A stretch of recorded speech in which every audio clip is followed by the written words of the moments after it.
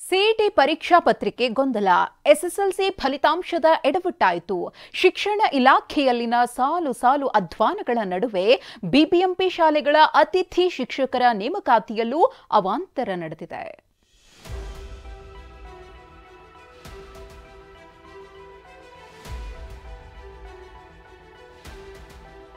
ಹೌದು, ಬಿಬಿಎಂಪಿ ವ್ಯಾಪ್ತಿ ಶಾಲೆಗಳಿಗೆ 700 ಹೊರಗುತ್ತಿಗೆ ಶಿಕ್ಷಕರನ್ನ ನೇಮಕ ಮಾಡಬೇಕು. ಆದರೆ ಇದರ ಹೊಣೆಯನ್ನ ಸೆಕ್ಯೂರಿಟಿ ಏಜೆನ್ಸಿಗೆ ಸರ್ಕಾರ ನೀಡಿದೆ. ಶಿಕ್ಷಕರ ಆಯ್ಕೆ ಮಾನದಂಡವನ್ನೇ ಗಾಳಿಗೆ ತೂರುವಂತಿರುವ ಈ ನಡೆಗೆ ಭಾರೀ ವಿರೋಧ ವ್ಯಕ್ತವಾಗಿದೆ.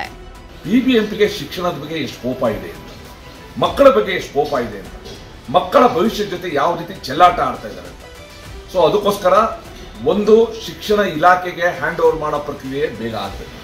ಇಲ್ಲೇ ಇದ್ರೆ ಒಳ್ಳೆ ಶಿಕ್ಷಕರನ್ನ, ಶಿಕ್ಷಣದ ಬಗ್ಗೆ, ಶಿಕ್ಷಣ ಕ್ಷೇತ್ರದ ಬಗ್ಗೆ ಅರಿವಿರುವ ಕಂಪನಿಗಳು ಏನಾದ್ರು ಕೂಡ ಔಟ್ಸೋರ್ಸ್ ಮಾಡೋದೇ ಅರ್ಥ ಇದೆ.